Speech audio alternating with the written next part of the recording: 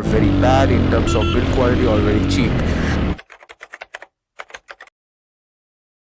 Launch of Royal Enfield Hunter 350. So I would like to request Mr. Indrajit and Mr. Saibal Gupta on the stage to unveil the motorcycle. Please.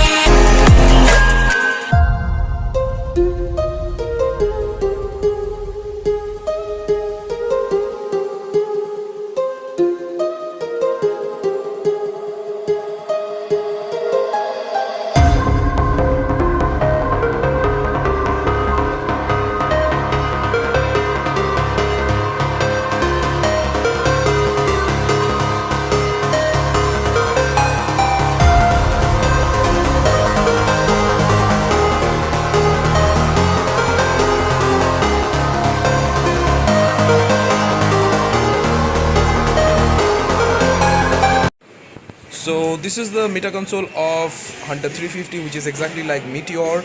On top you can see this is the toggle switch, this is the pass switch and also upper tipper, this is the indicator, below that this is the horn. The other hand you can see integrated ignition switch plus self start button, below that this is the hazard light button.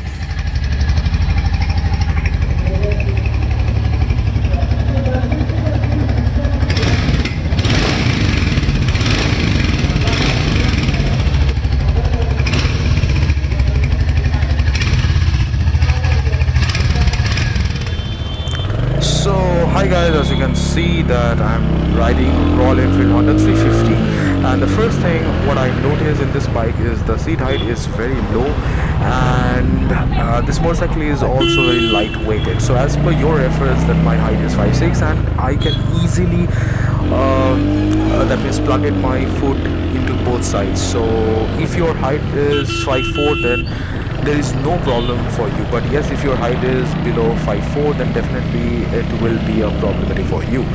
So yeah, on top of that, this motorcycle is lightweighted, as I was saying, and this is also helping to maneuver this motorcycle into the busy traffic, which I will discuss later. So when I was talking about the seat height, then definitely the seat height of this motorcycle is 790 millimeter, but ground clearance is not that compromising. So due to the low height of the motorcycle, and the ground clearance of this bike is 150 millimeter, which is decent. So this motorcycle is lightest among all Royal Enfield motorcycles, which was said by Royal Enfield, and it feels so as well. The mudguards side panels are made of plastics that makes the weight lighter. So if I'm saying that these panels are made of plastics, it doesn't mean that they are very bad in terms of build quality or very cheap. So they are very good and also helping to reduce the weight of this motorcycle, but yes, it will lose the Royal Enfield charm to some extent. And the curb weight of this motorcycle is 177 kilogram if you are taking the spoke wheels, and if you are switching to alloy, then the weight will be around 181 kilogram. So which is lighter than any Royal Enfield motorcycle, as Royal Enfield claims, and which is true as well. So this is very good for city rides and occasional highway tours as well. So now why I'm saying occasional highway tours, because the riding posture of this bike is little commanding, because the handlebar is wide and the footrest are in little set aside, so you can take this bike whenever you are taking this bike for a long highway tour. Then I think you need some little breather. Okay, so Royal Enfield says that this it was built in the same J platform, and the engine is differently tuned, but it is not like RE Classic or Meteor 350. But engine wise I could not feel any difference as such, and as this motorcycle is light weighted, it is very easy to maneuver within the busy traffic, which I was saying. And when I'm talking about the engine, I must tell you the motorcycle comes with 349cc of engine, which develops 20.2 bhp at 6,100 rpm of the power, and 27 newton meter of torque at 4,000 rpm of the torque. Okay, so this bike is very torquey, and you can feel it in every gear. So like any other Royal Enfield motorcycle, the gear to speed ratio is very good into this motorcycle, and people are saying that Royal Enfield should give the 6th gear into 350cc motorcycles, but I personally don't feel so, because it is not required. Because this is the speciality of this Royal Enfield motorcycles, because in 350cc no other company is giving the 5th gear. So the torque of this motorcycle is so good that you can ride this bike at any gear. You don't need to change the gear frequently. You can be it at 20 km per hour and also be at 120 km per hour in 6th gear, but it is not recommendable to ride the motorcycle in 120, because obviously this motorcycle will go out of your hand if you are not trained enough to brake the motorcycle in a proper time, and looking at the Indian roads as well. So in the 1st gear you cannot expect the maximum power output, but on and after 2nd gear you will get the instant pickup, and the characteristics of the motorcycle will drastically change. So that's the reason I always said that this kind of bikes are good for long term.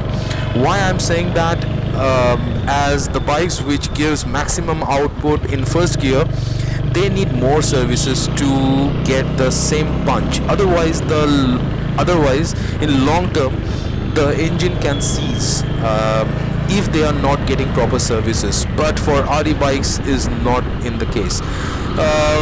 So in other ways I can say that these bikes are little low maintenance, at least in terms of periodical services. Okay, now the low range and the mid range of this bike is very good, and as I always say that Royal Enfield bikes are not good for top range.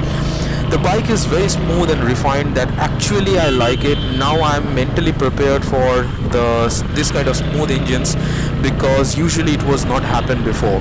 Like after Meteor 350 RE, the Royal Enfield is giving the smooth engines.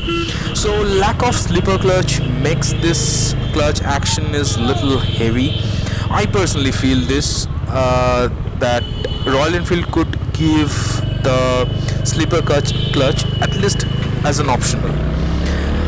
Now if I'm talking about the brakes, so here I can say the Royal Enfield gives options like in Metro and Metro Rebel variant you will get dual channel ABS, but in Retro you will get single channel ABS, and in rear you will get drum brake in Retro model. But as you know that I'm riding the Metro Rebel, so in this motorcycle the brake output is excellent. Like any other Royal Enfield motorcycle, I don't know how Royal Enfield develops in such a good motorcycle having such a good braking capability. So now if I'm talking about the tire size, in front you will get 100 by 80 and 17 section tire, and in rear also you'll get the 120 by 80 and 17 section tire, which looks very fattier from front and rear, in actually from front and as well as from back too. And as the bike is very small, so that's the reason you can feel that you are riding a big bike having a fattier tire. So that's the thing which I can tell you.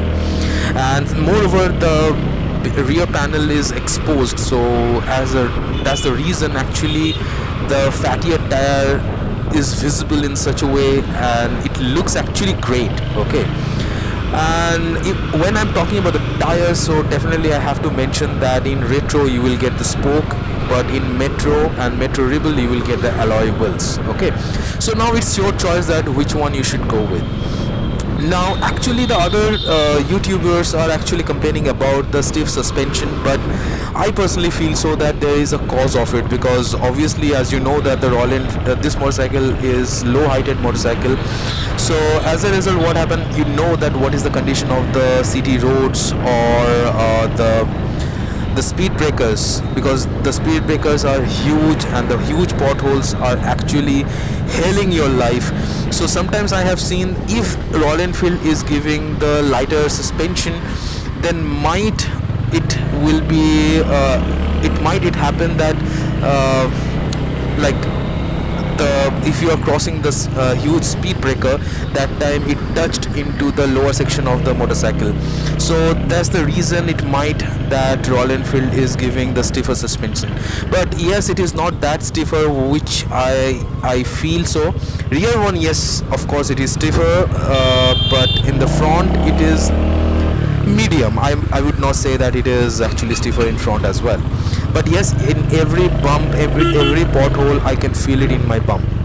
So yes, now I will discuss about the fuel consumption, and the most important question that which every Indian asks, that kitna deti hai. So company claims that this motorcycle can give around 36 km per liter, which is actually good. And again I am saying that the mileage is depending on your riding skill. Now this bike is having 13 liter of petrol tank, and if I can consider 12 liter is the usable, then you can expect around 430 km to 450 km in full tank, which is decent for this kind of motorcycle. But yes, as I have said, that if you are planning to take this motorcycle for a long tour, then definitely I would recommend you that you should keep that 1 or 2 liter of petrol, so that if it in case that if it is running out, then you can actually use that petrol.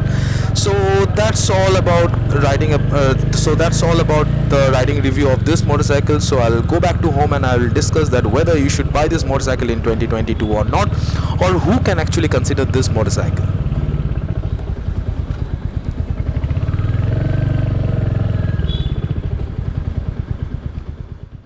So now, as you can see, that I'm back at home. So first of all, I just want to tell you that whether you should buy this motorcycle in 2022 or not, and this is the deal breaker motorcycle in 2022 or not, or who can actually buy this motorcycle. So answering the second question first, that who can buy this motorcycle. So first of all, those who are looking for a motorcycle which is around 2,20,000 and they want only Royal Enfield motorcycle, definitely they can go with this motorcycle, because as I have said, the Royal Enfield keep this motorcycle in a price bracket in a such a way that you will not go with any other options. So that's the another thing which I like about this motorcycle. Now second thing is that whoever is looking for a punchy engine, those who are looking for a lightweighted Royal Enfield, they can also buy this motorcycle. And most surprisingly, those who are looking for a Royal Enfield motorcycle but their height is not actually permitting, so they can also buy this motorcycle, because this, if your height is 5'4", even you can ride this motorcycle easily. That's another thing which I can actually tell you. So that's all. And normally what happens, Royal Enfield motorcycles are not good for the city rides. Usually we are riding the motorcycle because we are used to with it, or the people, those who are riding the motorcycle within the busy traffic, actually they are pretty used to with it, so that's the reason they can do that. But as I have said, that those who are looking for particularly a motorcycle for city ride, they can also buy this motorcycle. And as I have said, actually answering the second question first, I have already answered the first question, that whether this motorcycle is a deal breaker in 2022 or not. Of course yes, because this motorcycle within 2.20 lakhs you will get this motorcycle. And normally what happened, this is the least priced Royal Enfield motorcycle. This is the deal breaker motorcycle, what I personally feel so, because in 2,20,000 no other company is offering you this kind of motorcycle. The biggest competition of this motorcycle is with TVS Ronin in terms of price, but if I'm talking about the riding quality and all that stuff, they are way different from each other. But yes, definitely I'm not going to discuss this into this video, because obviously this is the riding review particularly for the Royal Enfield Hunter 350. So yes, and yeah, another thing which I think it is missing out into this motorcycle, it could be better if Royal Enfield could give it, and that is the small dial for navigation, and Royal Enfield could give it by default in each motorcycle. So I don't know why Royal Enfield is not giving it, but yes, of course you can actually install it, but yes, nothing is free in this world, you need to pay for it. Only one thing which is free of cost, and that is the subscribe button, which you can click it right now if you like this video. So that's all from my end, guys. So if you like this video, so hit the like button, and if you have any questions about this motorcycle or any other motorcycle, matter of fact, please contact with me in my Instagram page, that is the Bangalorean Bong, and as well as you can like my Facebook page as well, that is also the Bangalorean Bong, and please subscribe my channel, that is the Bangalorean Bong, and hit the bell icon so that you will get the earliest notification. So I have to take a sweet alvida now, so till then, take care, bye bye, and have a blast.